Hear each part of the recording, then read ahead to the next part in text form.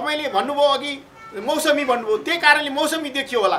अब एकजुट भएर देशभरि एकजुट हुनको लागि काभ्रे जिल्लाको सन्देश हो। श्रीपाद महाराज धिराज ज्ञानेन्द्र सरकारलाई सिपेज जनताले नै आन्दोलनद्वारा लगाइदिने भन्ने जो राजावादीलाई भगवान आराध्य देव भगवान श्री पशुपतिनाथको पनि छ, त्यसमा शक्ति छ हैन। भोले बाबाको शक्तिले गर्दा यिनीहरूलाई अनि त्यसपछि यिनीहरू के भयो त भन्दाखेरि अब केपी ओली सधैँ शक्तिमान सर्वशक्तिमान भयो, राजावादीले साथ दिइराख्दाखेरि भनेपछि अब राजावादीको साथ लिएर हामी पनि ओलीलाई पल्टाउनु पर्यो भनेर प्रचण्डलाई लाग्यो के। हाम्रो मुलुकको परिस्थितिले भू राजनीतिक अवस्थाले गर्दा सामाजिक अवस्थाले गर्दा विविध कारणले गर्दाखेरि हामी पाकिस्तानको जस्तो म्यानमारको जस्तो छैनौँ, हामी आत्मनिर्भर छैनौँ। तिनीहरूलाई राज संस्था र हिन्दू धर्मको नाम लिएर सडकमा निस्किन दिँदैनौँ, तिनीहरूलाई बोल्न दिँदैनौँ। भाटा कारबाही समयको हरेक हुन सक्छ। अनि इन्डियाको चाल पनि देखिन्छ, हृदयलाई राजा बनाउने भन्ने कुरा हुन्छ। किनभने एउटा कुरा के स्पष्ट बुझ्नुपर्छ भने बाउबाजे हुँदाहुँदै नातिले छोराले श्राद्ध कहिले पनि गर्दैन। प्रत्यक्ष निर्वाचित कार्यकारी प्रधानमन्त्री हुन्छ। हेर्नुहोस्, 47 संविधान भनेर शेरमुनियल राजा होइन, प्रत्यक्ष निर्वाचित प्रधानमन्त्री कार्यकारी प्रधानमन्त्री हुन्छ। महाराजलाई राजालाई जिम्मा के हुन्छ? परराष्ट्र, रक्षा जस्ता जिम्माहरू राजासँग त्यो र सेना। दर्शकबिन्दहरू, यति बेला हामीसँग कुराकानी गर्नको लागि साई शक्ति नेपालका केन्द्रीय सदस्य हेमशङ्कर गिरी र साई युवा शक्ति नेपालको केन्द्रीय सदस्य प्रेम बैदार सँगसँगै नेपाल नागरिक अभियानका काभ्रे जिल्ला अध्यक्ष श्रीकृष्ण श्रेष्ठजी हुनुहुन्छ। आज विशेष गरी काभ्रे जिल्लामा संयुक्त देशभक्त नागरिक आन्दोलन कार्यक्रम जुन गठन भएको छ र सँगसँगै पछिल्लो समय राजावादी शक्तिहरू एकजुट हुन सक्दैनन् भनिरहँदाखेरि काभ्रेबाट एक किसिमको सन्देश पनि गइरहेको छ। राजावादी शक्तिहरू एक ठाउँमा आएका छन् र राजावादी शक्तिहरू एक ठाउँमा आएर राज संस्था पुनर्स्थापना र हिन्दू राष्ट्र पुनर्स्थापनाको लागि चाहिँ अब आगामी दिनमा हुने आन्दोलनमा चाहिँ एक किसिमको सशक्त रूपले जोरदार रूपमा अगाडि बढ्ने जुन योजना अनुसार अगाडि आइरहँदाखेरि चाहिँ जुन संयुक्त देशभक्त नागरिक आन्दोलन समिति बनेको छ, यसले चाहिँ अब कसरी काम गर्छ र अहिलेको अवस्थामा जसरी हिन्दू राष्ट्र र राज संस्थाको विषयमा जनलहर बढिरहेको अवस्थामा चाहिँ एक किसिमले आन्दोलनका घोषणाहरू पनि भइरहेका छन्। विभिन्न राष्ट्रवादी शक्तिहरूबाट विभिन्न मितिमा आन्दोलन कार्यक्रम घोषणा भइरहँदाखेरि चाहिँ मुलुकमा एक किसिमको राजनीतिक भाँड भैलो मचिरहेको अवस्थामा चाहिँ कसरी अगाडि बढ्छ अब राजावादी शक्ति? राजावादी शक्तिले के साँच्चीकै राज संस्था पुनर्स्थापना र हिन्दू राष्ट्र पुनर्स्थापना गर्न सक्छ त? पछिल्लो समय क्रममा जुन किसिमले पटक पटक आन्दोलनका कार्यक्रम गरे पनि ती आन्दोलनका कार्यक्रमहरू मौसमी बनिरहँदाखेरि अब हुने कार्यक्रम चाहिँ के साँच्चीकै निर्णायक बन्ला त? यो विषयमा कुराकानी गर्नेछौँ। यहाँहरू तिनैजनालाई स्वागत छ। हस्, नमस्कार, धन्यवाद। सुरुमा हेमशङ्करजी, जुन काभ्रेमा एक किसिमको माहौल तयार भयो, राजावादी शक्तिहरू पहिलोपटक होला एक ठाउँमा आउने स्थिति कसरी भयो? यसमा म गर्व गर्छु तपाईँको यो इन्द्रेणी खबर मार्फत सम्पूर्ण देशभक्त नागरिकहरूमा यो कुरा जानकारी गराउन चाहन्छु। आजको यसै कार्यक्रम मार्फत यसै छलफल कार्यक्रम मार्फत म यो जानकारी गराउन चाहन्छु। र हामीले विगत लामो समयदेखि यस्तो एउटा महसुस गरेका थियौँ, सबै शक्तिहरू एक ठाउँमा जुटौँ। यो देशमा 80% हिन्दूहरू बसोबास छ। त्यसमाथि ओमकार समाज आदिम युगदेखि बसोबास गर्ने सबै जात जाति, भाषा भाषी, संस्कार, संस्कृति, परम्परा यो सबै हाम्रो राष्ट्रिय सम्पत्ति हो, साझा सम्पत्ति हो, हाम्रो राष्ट्रको सभ्यता पनि हो। यो सभ्यता मासिन लाग्दाखेरिको अवस्था, त्यसपछि राष्ट्रको सार्वभौमिकताको रक्षक नहुँदाको अवस्था, राष्ट्रको सार्वभौमिकता गुम्न लागेको अवस्था, स्वाभिमान गुम्न लागेको अवस्था, राष्ट्रिय अखण्डतामाथि खलल परेको अवस्थाले देश नै नरहने हो कि भन्ने आम नेपालीलाई चिन्ताको विषय थियो। र जसरी झुक्यानमा पारेर जनताको मतको के अरे चाहिँ जनमतको कदर नगरेर जनताको सुझावलाई संविधान सभाको सदस्यहरूले गाउँ गाउँमा उठाउन आएका सुझावहरूलाई लगेका सुझावहरू पोको पारेर त्यत्तिकै सिंहदरबारमा थन्काइयो कि बानेश्वरमा थन्काइयो हामीलाई थाहा भएन।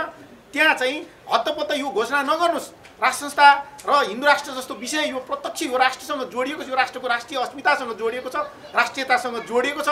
यो यसमा पुनर्विचार गर्नुहोस्, यसमा हतार नगर्नुहोस् र यदि गर्नै परे पनि यो चाहिँ धर्मनिरपेक्षता चाहिँ नगर्नुहोस्। यसले राष्ट्रघात गर्छ, राष्ट्रको सभ्यता मासिन्छ, हाम्रो नेपालीको पहिचान मासिन्छ भनेर आम नेपालीहरूले सुझाव दिँदाखेरि त्यो पोको लगेर उहाँहरूले जसरी थन्काउनु भयो, यसैको परिणाम हो आज नेपाली जनतालाई राष्ट्रको आवश्यकता भइसक्यो, आफ्नो सभ्यताको आवश्यकता भइसक्यो, आफ्नो मौलिक पहिचानको आवश्यकता भइसक्यो। कतै हामी नेपाल नरहे कहाँ रहला नेपाली, नेपालै नरहे कहाँ रहला हामी नेपाली भन्ने चाहिँ नेपालै नरहने अवस्थामा, आफ्नो जरा आफैले काटिरहेको अवस्थामा नेपाली दलहरूले नेताहरूले आफ्नो जरा आफैले काटे, आफ्नो सभ्यता आफैले मेट्न खोजे।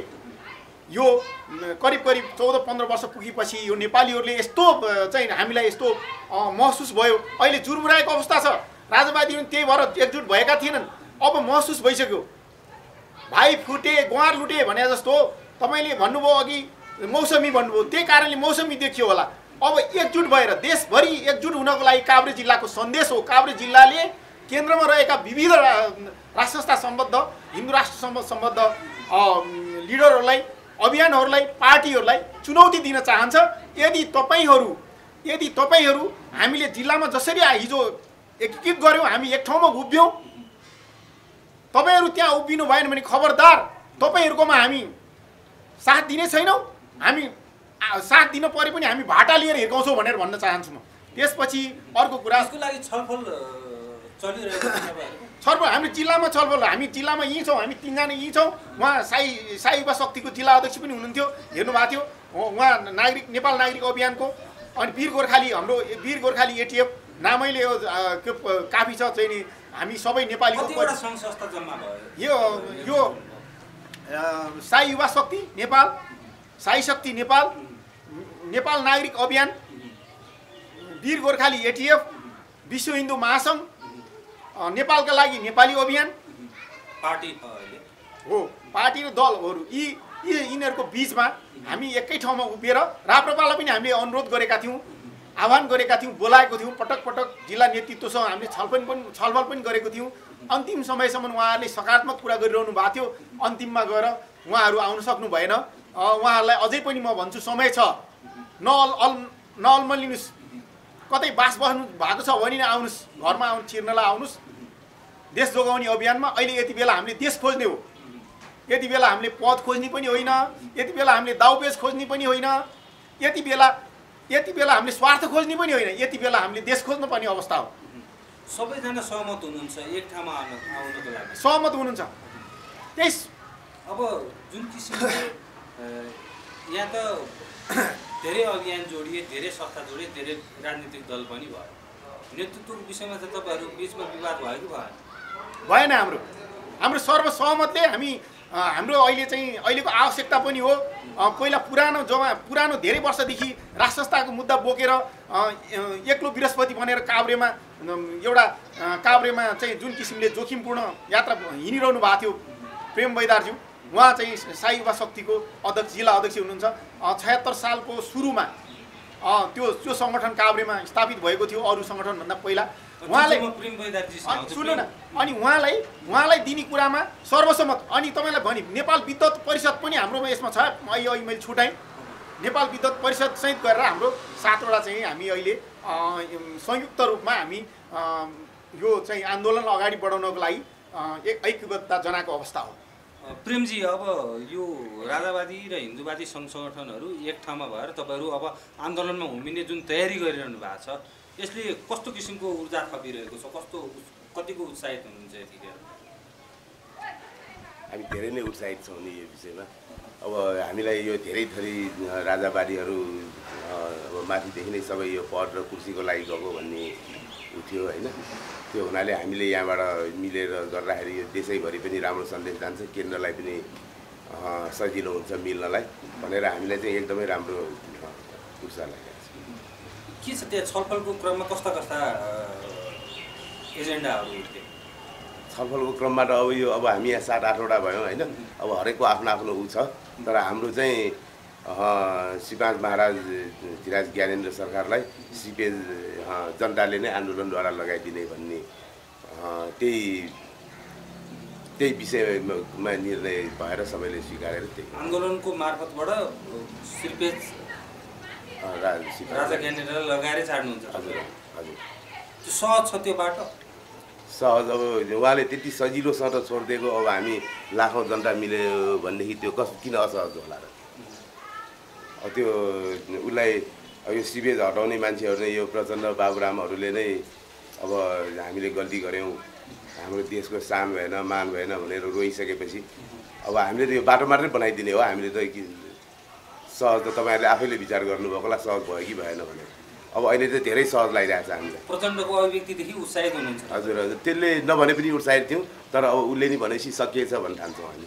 तर बाबुरामले त भने नि उत्साहित हुनु पर्दैन है, राजावादीहरू प्रचण्डको जुन अभिव्यक्तिलाई लिएर चाहिँ उत्साहित हुनु आवश्यकता छैन। यो गणतन्त्र हो, गणतन्त्र भन्दा अझै राम्रो व्यवस्था भनेको उन्नत गणतन्त्र हो, त्यो हामी ल्याउँछौँ भन्ने किसिमको अभिव्यक्ति उहाँको होइन। यिनीहरूको यस्तो यिनीहरू दलालहरू भएको हुनाले कुनैलाई अब यिनीहरू त बित्छन् मार्छन् भनेर डराउँछन् होइन, मारिरहे मान्छेहरू।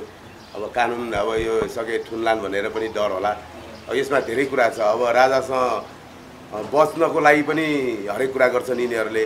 अब हरेक विदेशी प्रभुहरूलाई पनि ठिक्क पार्नलाई कसैले यो भन् भन्छ त्यही भन्नु पऱ्यो, यो त्यो भन् भन्छ त्यही जे होस् लास्टमा यिनीहरू नेपाली हुन् भनेदेखि लास्टमा यिनीहरूले पनि समर्थन गरेर आउँछन् भन्ने लाग्छ। एकछिनमा आउँछु म तपाईँसँग। यो श्रीकृष्ण श्रेष्ठजी हुनुहुन्छ नेपाल नागरिक अभियानको जिल्ला अध्यक्ष, काभ्रे जिल्ला अध्यक्ष। अब जुन किसिमले तपाईँहरूको जुन मोर्चा बन्यो, अब देशैभरि एक किसिमको माहौल छ। काभ्रे जिल्लामा मात्रै हुन त अघि हेमशङ्कर जीले भन्नुभयो यो चाहिँ हामीले केन्द्रमा सन्देश दिनको लागि पनि हो र हामी केन्द्रलाई चुनौती दिन्छौँ, हामीले जसरी एकता गऱ्यौँ त्यसै गरी केन्द्रमा पनि एकता होस् भनेर भन्नुभयो। राज संस्था पुनर्स्थापना यतिको समय, गणतन्त्रपछिको यतिकै समय बितिसक्दाखेरि जुन नेताहरूमा पनि एक किसिमको चर्चाको विषय बनेको छ, यो बिचमा चाहिँ तपाईँहरूको एकता जसरी भयो, कार्यक्रमहरू जसरी अगाडि गर्दै हुनुहुन्छ, राज संस्था पुनर्स्थापना गर्न सहज देख्नुहुन्छ? युवा अवस्थामा हुनुहुन्छ तपाईँ, युवा नेतृत्वकर्ता पनि हुनुहुन्छ, युवाहरूको पछिल्लो समय बाक्लो उपस्थिति पनि देखिन्छ राष्ट्रवादी आन्दोलनमा, कतिको सहज देख्नुहुन्छ राज संस्था पुनर्स्थापना? यसमा सहज भन्दा पनि अब नेपाली जनताले गर्नुपर्ने बुझ्नुपर्ने कुरा हो। नेपाली जनता नै अगाडि आइसकेपछि त कसको के लाग्छ? राज संस्था फाल्नको लागि पनि नेपाली जनतालाई झुक्याएर ल्याइएको थियो, जुन सडकमा ल्याइएको थियो, जुन जनतालाई नेताहरूले बहकाएर झुक्याएर सडकमा ल्याएर आज जुन गणतन्त्र ल्याएर चाहिँ नेपाली जनतालाई झुक्याइरह्यो नि, अब सबै जनताले बुझिसकेका छन् त। अब यी नेताहरूको त कामै छैन। यी गणतन्त्रको यो भन्ने हो भने यो गणतन्त्रले हामी नेपाली जनतालाई के दियो भन्ने कुरा हो नि त। अब अहिलेसम्म 14-15 वर्षको समयसम्म हामी जनताले चाहिँ के पायौँ त? न त सुख पायौँ, जहिले पनि त्यही चपेटामा कर छलेर कर बढाएर चाहिँ जनतालाई चाहिँ भयभरको जनतासँग असुलेर देश चलाउने त यो त ठिक होइन नि। राज संस्था हुँदा कस्तो थियो पहिला, कस्तो थियो नेपालमा, कति कल कारखाना थियो, कति सहज थियो नेपालीलाई जनतालाई भन्ने कुरा अब जनताले बुझ्यो नि त। त्यस कारणले पनि सहज नभए पनि जनता उर्लिएर जनता सडकमा आएर चाहिँ राज संस्था जसरी पनि ल्याउन जरुरी छ कि। सहजता नभए पनि हामी जनता अगाडि बढेर सहज बनाएरै लिएर आउँछौँ यसलाई चाहिँ। यसको लागि चाहिँ युवाहरू तपाईँहरू जसरी खटिरहनु भएको छ, के छ तयारी, के छ? एकदम तयारी, एकदम हामी जस्ता युवाहरूको अब तातो रगत छ नि, यो एकदम तातिरहेको छ। यो जुन गणतन्त्रको यो देशमा भएको यो नेताहरूको लुटतन्त्र भनौँ न यसलाई, लुटतन्त्रले गर्दाखेरि युवाहरू एकदम चाहिँ अगाडि बढिरहेका छौँ, सशक्त भएर अगाडि बढिरहेका छौँ। यसमा छटपटी भइरहेको छ तपाईँ? एकदम यो देश बनाउनु अब युवाले बनाउने हो, देश युवाले जे गर्ने हो युवाले गर्ने हो। यी भ्रष्टाचारीका नायकीहरूले गर्ने होइन नि, यिनीहरूले त चाहिँ कुरामा कुरा लाएर जनतालाई छलाएर उखान टुक्का लाएर देश बन्ने होइन नि त। देशलाई त अब हामी जस्तो युवाहरूले खाँचो छ। म सबै युवाहरूलाई पनि आह्वान गर्न चाहन्छु, अब युवा उत्रिने हो देशमा, युवाले चलाउने हो देश। अब यिनीहरूले गरेर त हुँदैन, त्यही भन्न चाहन्छु। हेमशङ्करजी, अब केन्द्र स्तरमा जुन किसिमको आन्दोलनका कार्यक्रमहरू सार्वजनिक भएको छन्, तपाईँहरूको चाहिँ के छ? हाम्रो ऐक्यबद्धता छ। उहाँहरूले सबैलाई मिलाउनु पऱ्यो, सबैलाई खबर गर्नु पऱ्यो। हामी त जुन बेला पनि हामी काभ्रेबाट एक भएर हिजो पनि हामी सकेसम्म जोडिएर एउटै गाडी रिजर्भ गरेर निजी गाडी रिजर्भ गाडी सबै सवारी साधन प्रयोग गरेर हामी चाहिँ हरेक काठमाडौँको हरेक चाहिँ काठमाडौँमा राष्ट्र संस्थाको र हिन्दू राष्ट्रको माग गरेर भइरहेको चाहिँ प्रदर्शनमा र्यालीमा हरेक चाहिँ सभाहरूमा हामी गइरहेको छौँ, हामी भाग लिइरहेको छौँ। र तपाईँलाई म एउटा तपाईँको कति सङ्ख्यामा छन् सक्रिय रूपमा काभ्रे जिल्लामा हाम्रो राजावादी हिन्दूवादी छ? हाम्रो काभ्रेमा मैले अब अहिले गाउँघरबाट आउनु भ्याउँदैनन्, बर्खाको समय छ होइन। हामीले तपाईँलाई म एउटा उदाहरण दिन्छु। गत पौष 1 गते हामीले कार्यक्रम गरेका थियौँ, र्याली तथा जुलुस निकालेको थियौँ बनेपामा। त्यति बेला तपाईँको हामीले अघिल्लो दिन 1 दिन 5 खाल धुलीखेल बनेपा पनौती र भगुन्डेबेसी मुख्य सहर नालासम्म साँगासम्म मात्रै प्रचार गरेका थियौँ, माइकिङ गरेका थियौँ। त्योभन्दा हामीले गरेका थिएनौँ र हामीले रेडियो सेडियो फुक्ने सारा गरेका थिएनौँ। 1 दिनको समयमा भोलिपल्ट हामीले इमर्जेन्सीको रूपमा निकालेको र्यालीमा तपाईँको हाम्रो 750वटा झन्डा त लगेको झन्डा गएको छ, पुगेको छैन। झन्डा नपुगेर अरू खोजखाज गरेर 300 जति झन्डा फेरि खोजेर ल्याएर दिएको छ। हामीले गर्नु भने त्यसरी गरेका छौँ कि अब र्यालीमा भाग लिनलाई त्यो पुस 1 गते 1000भन्दा बढी थिए। अब गाडीमा आउनेहरू त छुट हिसाबै नगरौँ, पैदल आउनेको हिसाब नगरौँ। अब यतिखेर राजनीतिक दलहरू एकअर्कामा आरोप प्रत्यारोप गरिरहेका छन्। नेकपा एमाले भन्छ विपक्षी गठबन्धन प्रचण्डको अभिव्यक्तिलाई लिएर प्रचण्डहरू विपक्षी गठबन्धनले चाहिँ नेपालमा राष्ट्र संस्था ल्याउन खोज्यो भनेर भनिरहेका छन्। विपक्षी गठबन्धन भन्छ विगतमा प्रधानमन्त्री केपी शर्मा ओलीले नारायणी दरबार अगाडि कार्यक्रम गर्दाखेरि केपी ओलीले चाहिँ राष्ट्र संस्था र हिन्दू राष्ट्र फर्काउन खोजे भनेर यो आरोप प्रत्यारोप जसरी चलिरहेको छ नि, राष्ट्र संस्था पुनर्स्थापना हिन्दू राष्ट्र पुनर्स्थापना को विषय जसरी उचालिएको छ, उठेको छ, कसले चाहिँ ल्याउन खोजिरहेको छ? ल म तपाईँलाई भन्छु, यो उनीहरूको राजनीतिक एउटा दाउपेच हो। प्रधानमन्त्री खड्गप्रसाद ओलीले फागुन 22 गते नारायणी अगाडि गरेको कार्यक्रम हिन्दूवादीहरू र यो देशमा सभ्यता संस्कृति आफ्नो नेपालीपन चाहिन्छ भन्नेहरू, नेपाली मन चाहिन्छ भएकाहरू, त्यस्ता मान्छेहरू 10,000 गएका थिए। तपाईँ पनि जानुभएको थियो होइन? म जानु भ्याइनँ, म अन्त्य काम थियो, म गएको छैन, म झुट बोल्दिनँ। हाम्रो प्रेमजी पनि जानुभएको थिएन, हाम्रो श्रीकृष्णजी नै, हाम्रो अन्त्य काम थियो। अनि तपाईँको चाहिँ नि केपी ओलीजी त नभए पनि हाम्रो मान्छे गएको थिए, हामीले रोकेका थिएन, जाऊ भनेको थियो, इच्छा लाग्नेलाई जाऊ भनेको थियो। ओलीले त्यसैको लागि दाउपेचको लागि मान्छे जम्मा गर्नलाई त्यो बोलेका। अब त्यसपछि राजावादीहरूले शक्ति दिउन्जेल ओली एकदम सर्वशक्तिमान भए, कहिले हारेनन्। प्रचण्ड माधव नेपाल झलनाथहरूलाई डिलमा पुर्याउनु सफल भए। राजावादीकै सपोर्ट, जो राजावादीलाई भगवान् आराध्य देव भगवान् श्री पशुपतिनाथको पनि छ, त्यसमा शक्ति छ होइन? भोले बाबाको शक्तिले गर्दा यिनीहरूलाई अनि त्यसपछि यिनीहरू के भयो त भन्दाखेरि अब केपी ओली सधैँ सर्वशक्तिमान भयो, राजावादीले साथ दिइराख्दाखेरि भनेपछि अब राजावादीको साथ लिएर हामी पनि ओलीलाई पल्टाउनु पर्यो भनेर प्रचण्डलाई लाग्यो के। अनि प्रचण्डलाई त्यो लागेर अब उनको मनबाट पनि निक्लिया हो, हुन पनि एउटा वास्तविकतामा पनि हो, यथार्थमा हो।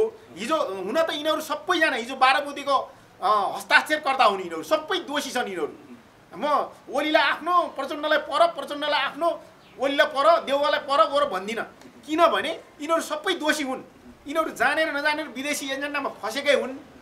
नेपाललाई सिक्किमीकरण गर्नको लागि, नेपाल राष्ट्र सिद्धाउनको लागि यो हाम्रो चाहिँ भूराजनीतिक चपेटामा परेको मुलुक यो अन्तर्राष्ट्रिय राजनीतिको चक्रव्यूहमा परेर त्यो चक्रव्यूहको चाहिँ योजना अनुसार उहाँहरू फस्नु भएको हो। अब प्रचण्डको अहिले मनमा आयो होला सायद हामी यसरी फसेछौँ, प्रयोग भएछौँ होइन, अब हाम्रो नेपाल पो सकिने रहेछ, नेपाल सकिए हामी पनि सकिन्छौँ भन्ने सायद उहाँलाई आत्मानुभूति भयो होला। उहाँले त्यो डिजाइनबद्ध नबोले पनि त्यहाँ भावनामा, कुराकानीको सन्दर्भमा भावनामा उहाँलाई त्यो भावना पलायो। त्यो भगवान्ले, त्यो पशुपतिनाथले बोल्न लगाएको हो उहाँलाई होइन। अनि अब फेरि युटर्न भएर आउने भयो होइन, अब त्यो बाँकी छ। सुन्नुहोस्, बाबुरामले त्यो हिजो बोले होइन, प्रचण्डहरूले पनि भोलि यो कुराहरू सच्याउन सक्छन्। यिनीहरू सबै दोषी हुन्। अघि प्रेमजीले भने जस्तो यिनीहरू चाहिँ अब भोलि जनताले राष्ट्र संस्था ल्याउँदैछन्। तपाईँको लगभग 90% नागरिक, यो देशको नागरिक अब राष्ट्रियताको पक्षमा उभिसकेका अवस्था छ होइन। प्रत्यक्ष रूपमा लाभ पाएका दलको चाहिँ जिम्मेवारी पाएका नेता कार्यकर्ता र बाहेक स्वतन्त्र नागरिक र सामान्य नागरिकलाई शुभेच्छुकहरूलाई देशको नागरिकलाई चिन्ता भइसक्यो। अहिले दलकै नेताहरूले पनि बोल्न थाले होइन, काङ्ग्रेसका एमालेका माओवादी भट्टाभट बाहिर आइरहेछ। मैले भनिरहनु पर्दैन, तपाईँ मिडियाले तपाईँले हेरिरहनु भएको छ, तपाईँले त्यसको विश्लेषण गरिरहनु भएको छ। अब क्रमशः आउँदै हुनुहुन्छ, खुल्दै हुनुहुन्छ। उहाँहरूलाई एक किसिमको के भयो भने मै पनि माग्ने तर ढुङ्ग्रो लुकाएर आउने क्या, ढुङ्ग्रो लुकाएर मै माग्न आएको मात्रै हो। अब ढुङ्ग्रो नलुकाइकन मै माग्न आए हुन्छ? सबै नेपाली मेलमिलाप गरौँ, गोलमेज सम्मेलन डाकौँ, यो संविधान खारेज गरौँ। विदेशीले इन्डो पश्चिमाले विशेष गरी योजनाबद्ध रूपमा नेपाल सिद्धाउनको लागि लादिएको संविधान 2072 खारेज गरौँ। 2047 को संविधान बिउताउनको लागि सम्पूर्ण शक्तिहरू, मुलुकका सम्पूर्ण शक्तिहरू, देशभक्त राजनीतिक दलहरू, सम्पूर्ण शक्तिहरू एक ठाउँमा बसेर गोलमेज सम्मेलन गरेर 2047 को संविधान बिउताए पश्चात अनि त्यसपछि मुलुकलाई यो जुन गन्तव्यहीन बाटोमा छ, मूल्यहीन राजनीति छ, त्यो गन्तव्यहीन र मूल्यहीन राजनीतिको अन्त गरौँ र मुलुकलाई सही दिशातिर डोराउँ। मुलुक बचे कुचेको जमिनहरूमा कृषिलाई उन्नत किसिमले अगाडि बढाउँ, उद्योग धन्दाहरू पुनर्स्थापना गरौँ, शिक्षा स्वास्थ्य जस्ता अनिवार्य चिजहरू जनतालाई निःशुल्क गरौँ, अनि रोजगारीको ग्यारेन्टी गरौँ। नागरिक विदेशमा गएर भेडा चराउन पर्ने युवाहरूलाई त्यो अवस्थाको चाहिँ अन्त गरौँ। त्यसले गर्दाखेरि हामी सबै नेपाली मिल्नुको विकल्पै छैन। र म तपाईँलाई एउटा कुरा होइन, म तपाईँलाई एउटा कुरा यहाँ जोड्न चाहेँ। के जोड्न चाहेँ भने अहिले हामीलाई हिन्दू हिन्दू मात्रै भन्छ भन्ने नमान्नु होला। आम देशभक्त नागरिकलाई, म अरू सबै समुदायको मान्छेहरूलाई, हाम्रो नेपालमा कहिले पनि विभेद थिएन। राजाकै पालामा विभिन्न मिसन अस्पतालहरू खुलेका थिए, क्रिस्चियनलाई पनि ठाउँ दिएको थियो, त्यस्तो थिएन। हामीले अहिले कुप्रचार गरेर यस्तो झैझगडा साम्प्रदायिक सद्भाव खलबलाउने, भड्काउने, सामाजिक सद्भाव भड्काउने, धार्मिक सहिष्णुता बिगार्ने त्यस्तो काम केही पनि थिएन।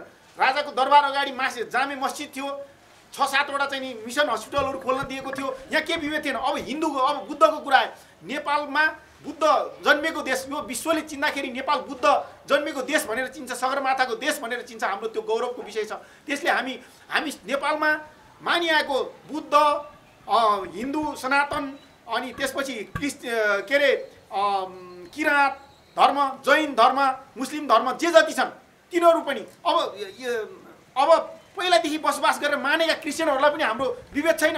तर यो मुलुकको अस्तित्व सिद्धाउने गरी साम्राज्यवादीहरूको चङ्गुलमा फसेर आफ्नो जरा नकाट्नुहोस्, धर्म प्रचार नगर्नुहोस्। त्यसले समाजलाई विखण्डन ल्याइरहेको छ, मुलुकको अस्तित्व सिद्धाउन लागिरहेछ। त्यसबाट सचेत हुनुहोस्, सक्नुहुन्छ फर्किनु, सक्नुहुन्न भने मान्नुहोस्। तपाईँलाई हामी केही पनि गर्दैनौँ, आफ्नो ठाउँमा बसेर मान्नुहोस् भन्ने त्यही हो मेरो। तपाईँ पूर्व सुरक्षाकर्मी परिषदको केन्द्रीय सदस्य पनि, अहिले सेनाको विषय पनि उठिरहेको छ नि। सेनाले चाहिँ हस्तक्षेप गर्नुपर्छ, सैनिक शासन आउनुपर्छ, सेनाले कु गर्नुपर्छ लगायतका विभिन्न विषयहरू उठिरहेका छन्। अब कतिपयले त सेनालाई घेराउ गर्न जाने, यति बेला हस्तक्षेप गर्नु पर्यो, सेनालाई हामी आग्रह गर्छौँ भन्न पनि थालेका छन्। हो, यतिखेर सेनाको भूमिका चाहिँ कस्तो? अब यहाँ सुन्नुहोस्, म तपाईँलाई के भन्छु भने नेपाली सेनाको इतिहास हेर्नुहोस्, जहिले पनि लोक सम्मतिको आधारमा चल्ने, जनताको जनभावनाको कदर गर्ने र सरकारको दिएको निर्देशन र संविधान र कानुन अनुसार चलेको सेना। तर त्यसो भनिरहँदा अहिले जटिल परिस्थिति छ, देश नरहने अवस्थामा जनता, यही नेपाली जनता सैनिक सेनाको शक्तिको स्रोत हो। त्यही शक्तिको स्रोत नागरिकले भन्दाखेरि सेना चुलाएर बस्नु पनि हुन्न, सेनाले केही गर्नुपर्छ। म भुगु भएर पनि म आग्रह गर्छु, तर अनुरोध गर्छु, विनम्रपूर्वक अनुरोध गर्छु। तर यसो भनिरहँदा हाम्रो मुलुकको परिस्थितिले, भू राजनीतिक अवस्थाले गर्दा, सामाजिक अवस्थाले गर्दा, विविध कारणले गर्दाखेरि हामी पाकिस्तानको जस्तो, म्यानमारको जस्तो छैनौँ, हामी आत्मनिर्भर छैनौँ। अब हामीलाई विदेशी सपोर्ट हुँदैन, सेनाले लिन साथ भोलिपल्टदेखि विदेशीले खेलेर जुन 62-63 मा राजसंस्थामाथि जसरी कुप्रचार गरियो, जसरी हमला गरियो, त्यस्तै किसिमको हमला हुनसक्छ। अनि अन्तिममा सैनिक संस्थै रहेन भने देश रहँदैन। त्यसले सेनाले सजगतापूर्वक होइन आवाज उठ्नु हो, त्यो पनि छ। त्यो दुवै खाले छ। एक खाले सेनालाई कमजोर बनाउने छन्, एक खाले सेनाप्रति आश गर्ने पनि छन्, दुवै छ। आश गर्नेहरूलाई पनि धन्यवाद भन्नुपर्छ। उहाँहरूप्रति हाम्रो कुनै वैरभाव छैन, त्यस्तो शङ्का छैन। र किनभने यो दुष्चक्रमा फसाउनु हुँदैन, यो गोल चक्रमा फसाउनु हुँदैन। यो त प्रयोगशाला भएको छ नेपाल, तपाईँको यो चक्रव्यूह रचिएको छ। त्यो चक्रव्यूहभित्र फस्नुहुन्न। सूक्ष्म अध्ययन गरेर सेनाले नागरिकको भावनालाई पनि कदर गर्नु पर्यो, त्यसपछि आफ्नो अस्तित्व पनि बचाउनु पर्यो, आफ्नो इतिहासको रक्षा पनि गर्नु पर्यो, इतिहासको र विरासत पनि जोगाउनु पर्यो। त्यो गर्नको लागि के त भनेदेखि सेनाले आफू प्रत्यक्ष रूपमा शासन नलिएर नागरिक शासनलाई, नागरिक समाजलाई, राजनीतिक दलहरूलाई सबैलाई राखेर सेनाले यो के हो त अब देश नरहने अवस्थामा छ, के गर्ने त तपाईँहरूले चलाउनु शासन, तर अब मुलुकले नधान्ने भयो, जनताले हामीलाई सहयोग गरेन, जनताले हामीमाथि आक्रोश पोखिरहेका छन्, जनताको भरोसा टुट्न लागिरहेको छ। यस्तो अवस्थामा तपाईँहरूले के गर्ने भनेर एक किसिमको छलफल भने सेनाले चलाउन सक्छ जस्तो मलाई लाग्छ। प्रेम बजारजी, अब जुन किसिमले एक किसिमको माहौल अगाडि आइरहेको छ, राजनीतिमा जुन किसिमको भाँड भइरहेको छ, दलहरू बिच आन्तरिक किचलो छ, फुटको सङ्घारमा छ, यो बिचमा संसद विघटनको विषय त्यतिखेर अदालतमा छ, सुनवाईको प्रक्रिया अगाडि बढिरहेको छ र फैसला नजिकै गर्दा जसरी यो घटनाहरू विकसित भइरहेका छन्, घन्टै पछि नयाँ निर्णयहरू आइरहेका छन्, सरप्राइज किसिमको घटनाक्रम जसरी अगाडि बढिरहेको छ नि, यो बिचमा अब तपाईँहरूले जुन किसिमको एकताको सन्देश दिइरहनु भएको छ, यो एकताको सन्देश केन्द्रसम्म पुगोस् भन्ने छ। केन्द्रमा के भन्न चाहनुहुन्छ? हामी अन्तिममा पनि छौँ कुराकानी गर्नु।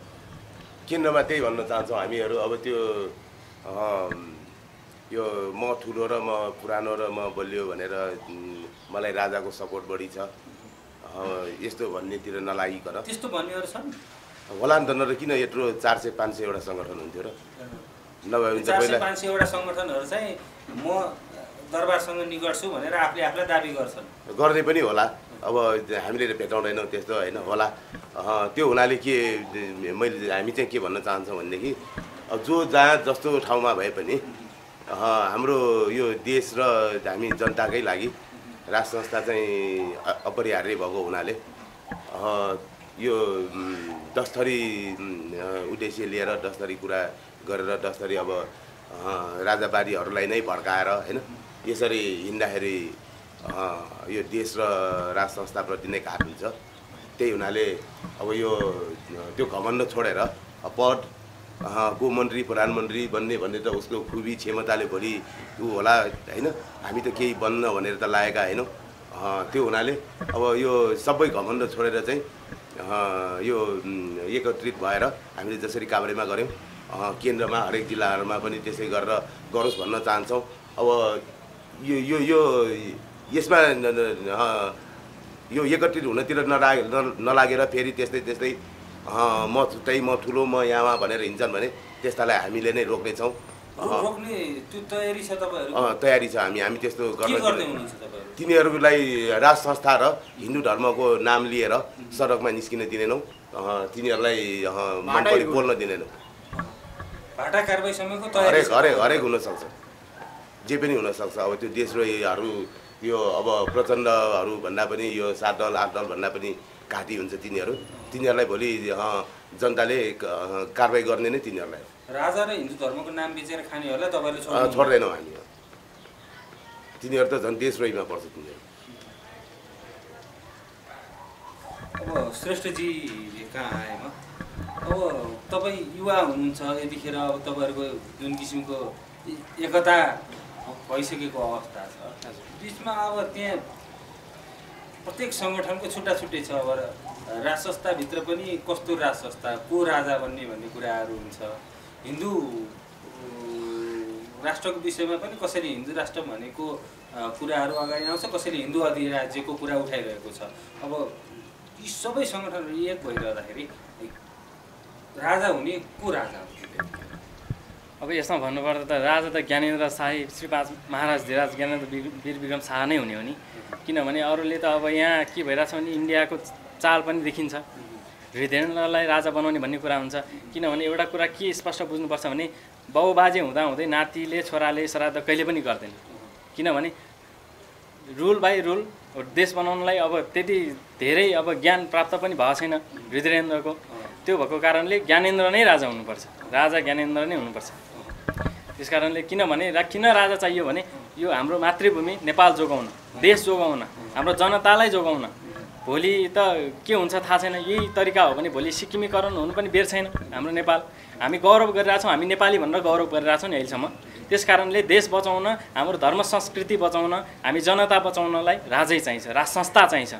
हामीलाई राज संस्था पनि कस्तो चाहिन्छ भने अहिलेको राज संस्था होइन, अहिलेको जस्तो गणतान्त्रिक राज संस्था होइन, तपाईँको 2047 सालभन्दा अगाडिको सक्रिय शक्तिशाली राजा चाहिन्छ हामीलाई। सक्रिय राज संस्थाको पक्षमा हुनुहुन्छ तपाईँ? हजुर, सक्रिय राज संस्था नै चाहिन्छ हामीलाई। अहिले बनेको जुन तपाईँहरूको मोर्चा छ त्यसले सक्रिय राजतन्त्रको कुरा उठाउँछ, मुद्दा उठाउँछ? एकदम, हामीले अहिले मुद्दा उठाएकै सक्रिय राजाको लागि हो, शक्तिशाली राज संस्थाको लागि नै हामी अहिले लडिरहेछौँ, त्यसकै लागि हो। राज संस्थाको विषयमा कुराकानी गर्दा नि कसैले एकताको प्रतीकको रूपमा चाहिँ राज संस्था रहने, सांस्कृतिक राजा रहने, शेरमुनिल राजा रहने, अब तपाईँले सक्रिय राजतन्त्रको कुरा गर्नुभयो, अघि हेमशङ्कर गिरीले 47 सालको संवैधानिक राजाको कुरा गर्नुभयो, यही तपाईँहरू बिचमै यसरी मत माग्ने फर्किने त्यो बाटो एउटा तपाईँको शिरमुनिल राजा, त्यो सम्पदा संस्कृति राजा हुने भए राजै चाहिँदैन नि हामीलाई। 47बाट फर्केर बाटो खोल्ने हो 47। बाटो त्यही हो। अनि अर्को कुरा यो को राजा भन्ने प्रश्न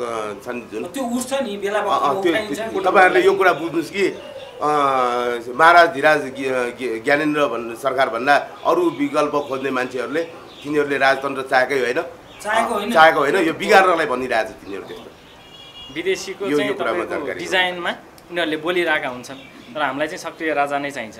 देश बनाउन यदि नेपाल देश भूमि जोगाउने हो भने सुन्नुहोस् न, हुनसक्छ होइन, कस्तो हो नि 47 को संविधानको कुरा। अब अहिले आधार भनेको कि त 3 करोड नागरिक, अहिले नागरिक 1 करोड विदेशमै छन्, लगभग 50 लाखभन्दा मास्तिरै छन् भनौँ न होइन। अब कतिपय नागरिकलाई चेतना छैन, फुर्सद छैन आफ्नो सम्पत्ति जोगाउन, आफ्नो बन्द व्यापार गरेर बस्नलाई। कतिपय नागरिक पद पाइरहेका कर्मचारी छन्, विविध पेसामा छन्, राज्य र कानुनलाई मान्नुपर्ने अवस्थामा छन्। खुद सडकमा उत्रिने देशभक्त नागरिकको सङ्ख्या भनेको करोड पनि होला, करोड पनि ननाए। अब त्यो नागरिकले सिधै आन्दोलनद्वारा सिधै चाहिँ सडक कब्जा गरेर, देशै कब्जा गरेर राजा ल्याउनको लागि भनेको एकदम कठिन बाटो हो। त्यो सम्भव त छ, तर तत्काल नहुन सक्छ। कसैले यो पनि आवाज होइन, यो एउटा विकल्प हो। नेपालमा चाहिँ निरङ्कुश तन्त्र आउनु पर्छ। होइन, सुन्नुहोस्, देश बनाउने हो नि निरङ्कुश। होइन, सुन्नुहोस् न, यो सुन्नुहोस् न, निरङ्कुश नभनौँ, सक्रिय भनेको अब यो बहुदल यो 47 भन्दा पछिको जस्तो अलि फरक अलि पावरफुल भन्न जस्तो हो। देश बेच्न नपर्नु, म आउँदैछु, पक्नु न। तपाईँको त्यसो भएको हुनाले 47 को संविधानको कुरा गरेँ मैले। 47 को संविधानले चाहिँ बाटो खोल्छ, सहमतिको बाटो खोल्छ, संवादको बाटो खोल्छ, त्यो राज संस्था स्थापना गर्ने, देश बनाउने त्यो खोल्छ। हिजो 47 कै संविधानको विरुद्धमा 47 को संविधानमा नागरिकतालाई कडा प्रावधान राखिएको र अन्तर्राष्ट्रिय सन्धि सम्झौताहरू सजिलो हुन नसक्ने कारणले 47 को संविधानको विरुद्धमा रचना षड्यन्त्र गरेर रचना रचियो। 2052 रचियो, 2058 रचियो, 2062-63 रचियो। त्यसैको कारण हो। तर पनि हामी के भन्छौँ भने एउटा बाटो खोल्ने हो। त्यसपछि तपाईँको प्रत्यक्ष निर्वाचित कार्यकारी प्रधानमन्त्री हुन्छ। हेर्नुहोस्, 47 संविधान भनेर शेरमुनिल राजा होइन, प्रत्यक्ष निर्वाचित प्रधानमन्त्री कार्यकारी प्रधानमन्त्री हुन्छ। महाराजलाई, राजालाई जिम्मा के हुन्छ? परराष्ट्र, रक्षा जस्ता जिम्माहरू राजासँग त्यो र सेना, विशेष गरी रक्षा भनेपछि सेना नि पर्यो, परराष्ट्र, गृह, रक्षा सेनासँग हुन्छ, त्यस के अरे राजासँग हुन्छ। राजाले अनि त्यसपछि देश घात गर्नुहुन्न, राजाले देश बेच्दैन, नबेचेपछि दलले बेच्न चाहँदैन, बेच्न सक्दैन। त्यसपछि त्यहाँभित्र पनि अनि त्यसपछि तपाईँको विज्ञ समूहका मान्छेहरू, मन्त्रीहरू हुन हुन्छन्। हाम्रो अवधारणा यो, विज्ञ मान्छेहरू, सम्बन्धित विज्ञहरू मन्त्री हुन्छन्। अनि त्यसपछि सांसद, बढीमा 140 जति चाहिँ सांसद हुन्छन्। त्यो बढीमा 140 को सांसदले तपाईँको चाहिँ नि के गर्छ भने कानुन मात्रै बनाउँछ। त्यसले कानुन मात्रै बनाउँछ, त्यसले उ गर्दैन, त्यसले चाहिँ मन्त्री हुँदैन त्यो सांसदहरू। त्यसपछि तपाईँको विकास निर्माणको काममा सहभागी हुन्छ। यसरी जान्छौँ। हाम्रो खाका यो छ।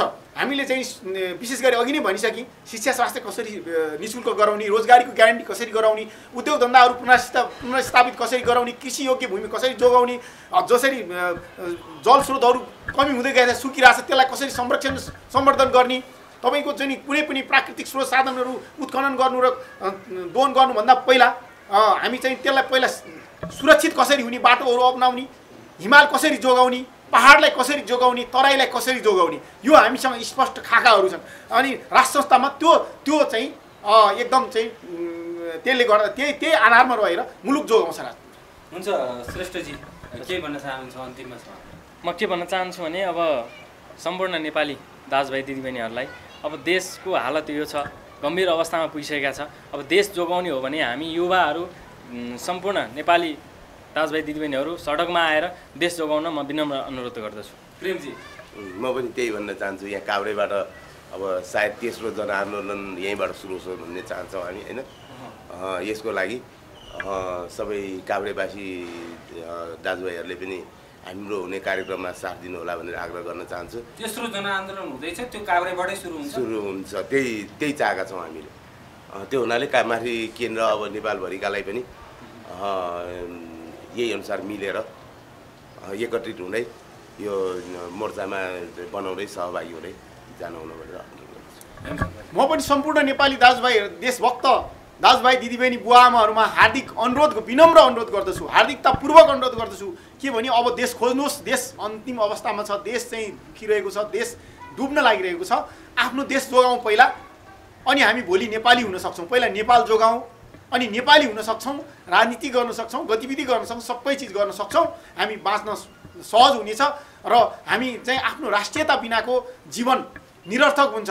त्यो आज चाहिँ सिक्किमे जनताले भोगिरहेका छन्, त्यस्तै क्राइमियाको जनताले भोगिरहेका छन्, यस्तै अन्य मुलुकहरूको उदाहरणहरू छन्। त्यो अवस्थाहरू हाम्रो नआओस्। हाम्रो पुर्खाले, वीर पुर्खाहरूले आर्जेको मुलुक, पृथ्वीनारायण शाहले एकीकरण गरेर परिचय दिएको मुलुक, महेन्द्रले राष्ट्रियताको जग बसालेको मुलुक, यो मुलुक अब डुब्न नदेऊ। यो मुलुक विदेशी चङ्गुलमा नफसौँ। दल नेता भन्दा पहिला राष्ट्रलाई खोजौँ, पहिला नेपाललाई खोजौँ, आफ्नो देशलाई र आफ्नो पहिचानलाई, आफ्नो सभ्यतालाई खोजौँ। र यो ढिला भइसक्यो। सम्पूर्ण नेपाली नागरिकहरू देश जोगाउने अभियानमा एकजुट भएर उठ्नु हुन म पुनः विनम्र अनुरोध गर्दछु। धन्यवाद। यहाँ तीनैजनालाई धेरै धेरै धन्यवाद। हस्, धन्यवाद। यहाँसम्म आएर हाम्रो तपाईँको एकदम समय लियौँ हामीले, त्यसको लागि पनि धन्यवाद तपाईँलाई।